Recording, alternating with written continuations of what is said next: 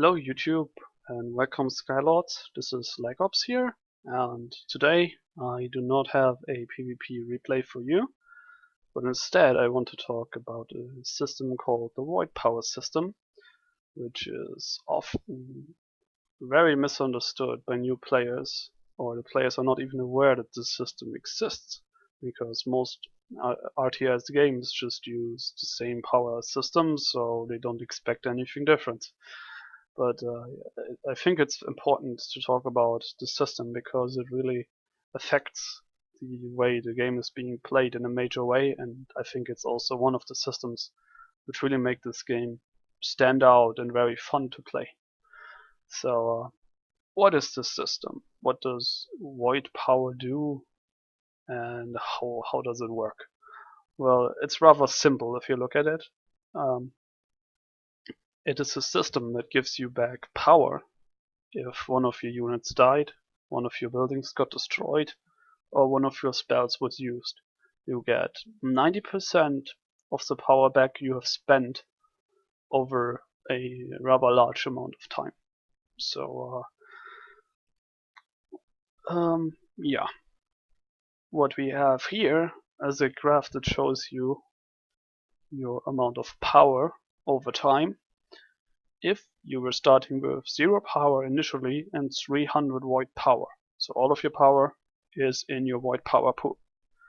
What you get is this curve, and as you can see it starts out very steep and you get less and less and less until you get almost nothing back from your void power pool.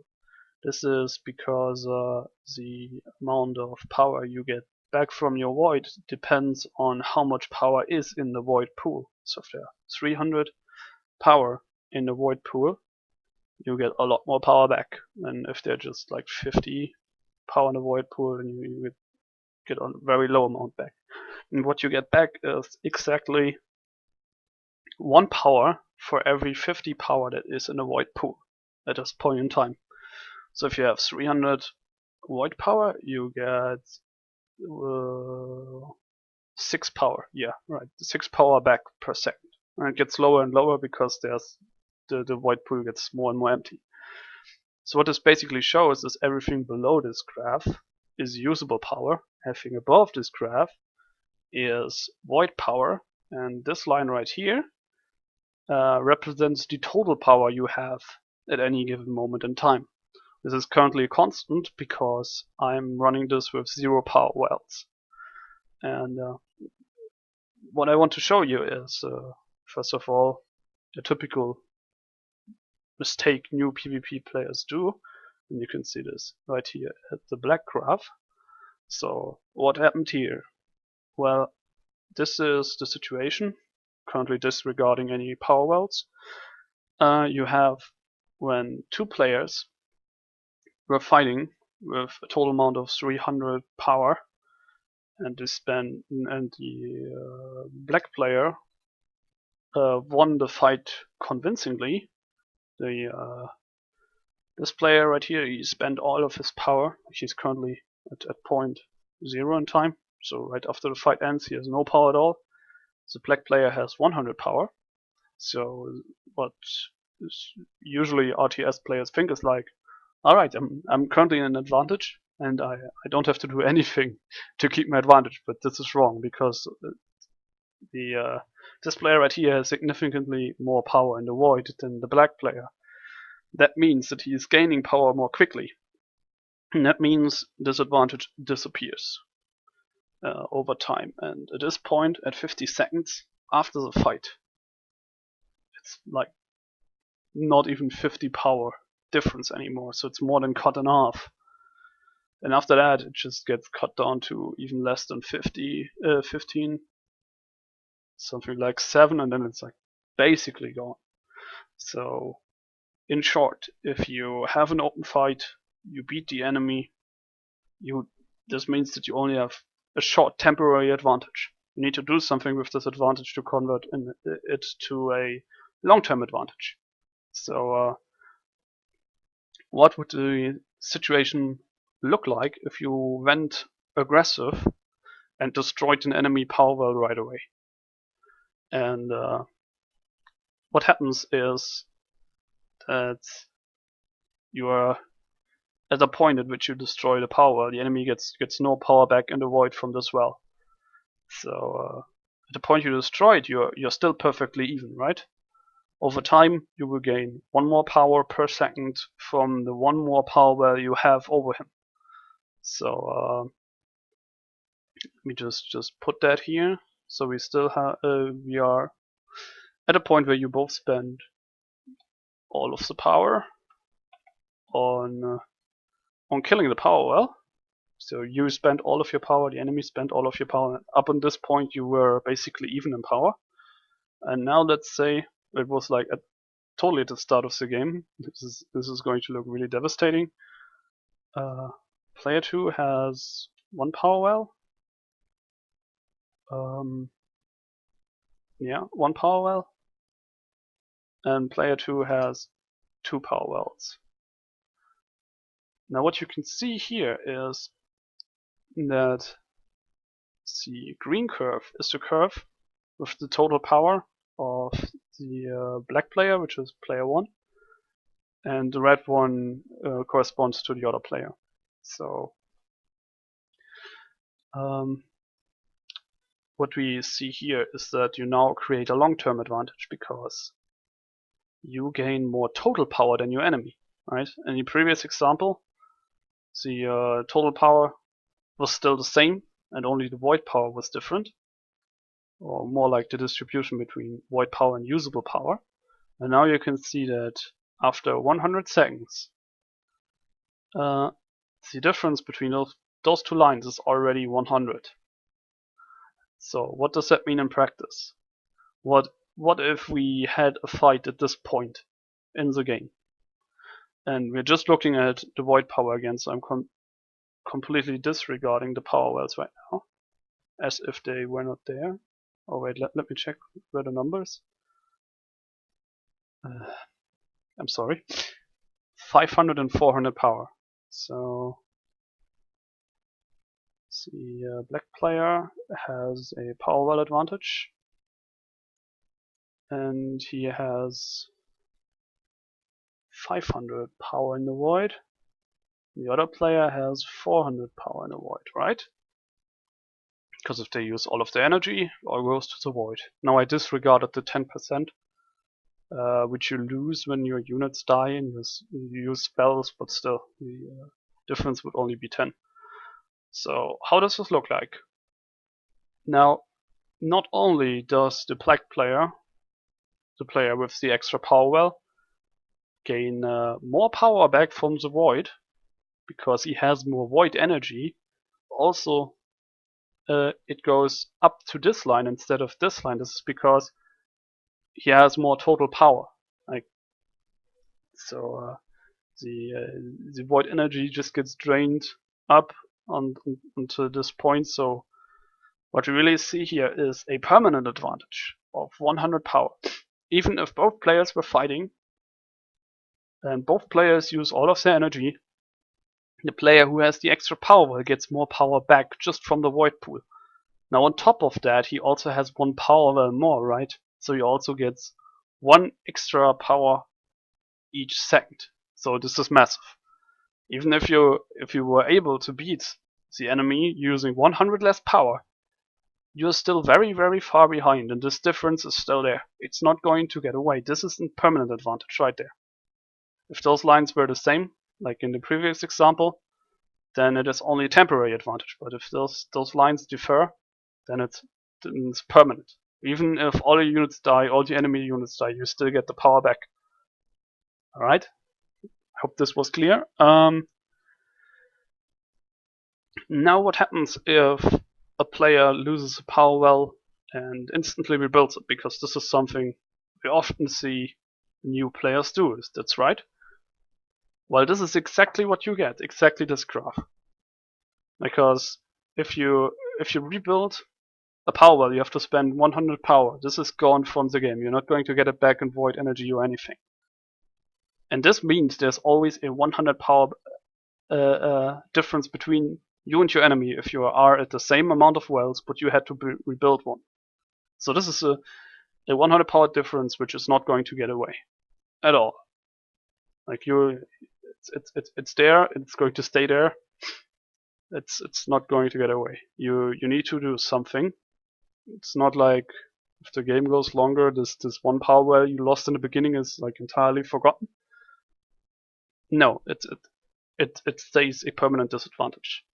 Each time you fight, the enemy gets the power back more quickly than you do. Even if you are at the same amount of wells, the enemy still gets more power just because of the one well you had lost in the early game. This is very important to understand. In the short run, what matters is the amount of power you have, but in the long run, usable power. In the long run, only the total power matters. If the game goes long enough, your power will eventually go back to this line. Now, let's take a look at other popular scenarios. Let's set the void power to 200 for both players, because this is something which also happens quite a lot. Let's assume you are both having a little bit of power, and one of them spends it on a power well. Alright, so let's say this player right here spends it on a power well, and the other player goes aggressive and he loses all of his units. So he will have 100 more void power because these 100 power are gone from the pool of the player who built a power well. That's correct. And what you see here is actually the player who did not build a power well. Even if he loses all of his units, he gains more power for like almost 80 seconds. Almost 80 seconds. He gains more power than the dude who built a power well. This is surprising because you would think that in any normal RTS game, the player who did build a power well would gain more power, right? But in this case, this is not true. The game gives you a second chance. It gives you a little bit more power than your enemy, and if you can come back from this missed play and destroy the enemy power well, it's still all fine. But in the long run, now this is again totally disregarding the wells, this is only basically showing the power difference. The enemy will gain power.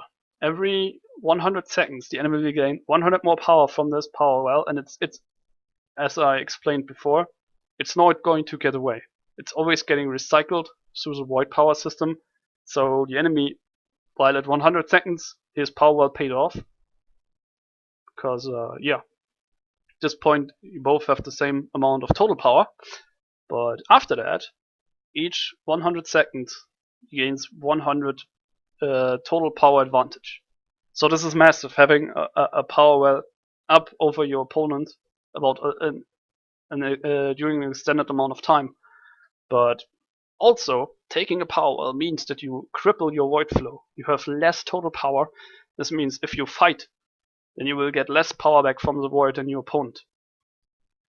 If you both all used your power up. So if the enemy does an extended siege, he will always have more void income from the void power pool, and this means that he is able to just keep up the siege, because usually you have more power in your void than in your usable pool, so he will probably use up the energy all the time, so he's always getting down here, and again in the part where lots of power is in the void, so he will have a huge income despite only having few power wells, and it means the game gives the player the power to keep up the siege even if he is one power well behind. And this is also something most experienced players say, that what the void power system does is that it encourages fast-paced gameplay. I disagree a little here. In my opinion, what it does is it gives the player the choice at which pace the game is going to be played, because as you can see, having more power, spending power on the power well, gives you for a short amount of time less power income than using it to fight. This means that if you fight a lot, you will have a lot of void power that gets recycled over and over again. So the game basically gives you the tools to fight very early on. You don't have to wait until a point where you get enough power per second that you can keep up a siege. This is not the case in this game. It's totally viable to just go ahead and have the first fight about 20-25 seconds into the game. No other strategy game allows this. Usually you have to wait for minutes to get a decent amount of power income until you can think about doing an offensive, because you cannot supply this offense with such a low power income. Like your units are going to die slowly and it's not going anywhere. But in Battleforge you can do this.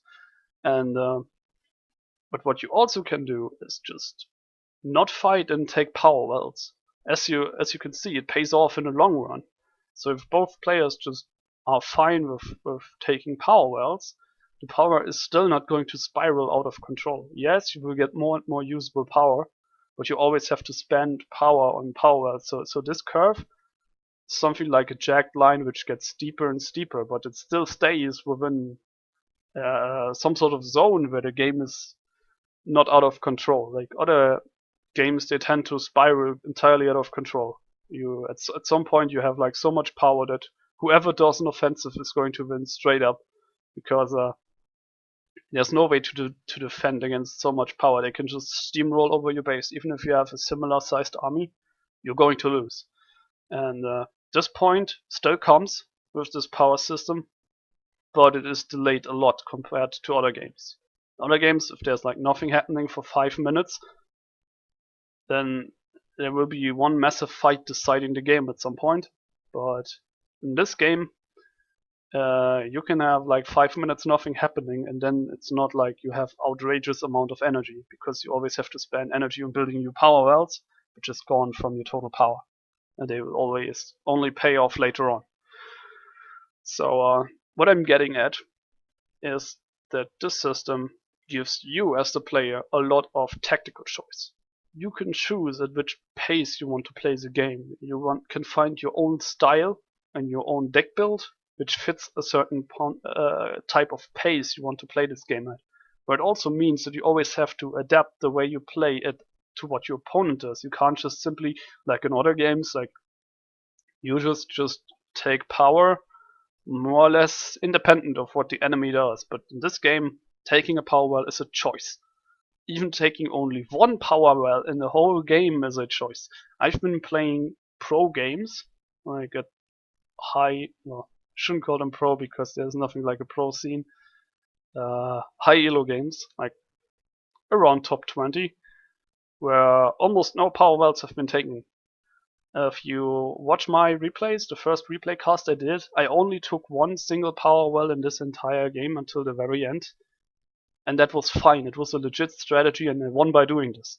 So taking power wells really is a choice. There are games where there are like 5-6 extra power wells, and there are games where only are 1. But both are entirely viable playstyles. Other games, they don't have such a high range of viable playstyles. They pretty much force you to play along the power curve they have built into the game by the way the power system is being made. But here you make your entirely own power curve. The game gives you the tools to do this. And it's very interesting, and it adds a lot to the game. It is in total more fast-paced than other games, yes, that's true, but I think a big part comes from the fact that you can spawn units and use spells directly in the field, and you don't have to build a base. There's no fog of war, so you don't have to do scouting, and the maps are comparatively small. So I think it doesn't come that much from the void power system. Sure, it helps, like if to make very fast-paced gameplay. But this is only an option. Like this game also gives you the option to just sit back and take wells, let the enemy, if he also just sits back and takes wells, and that's entirely fine.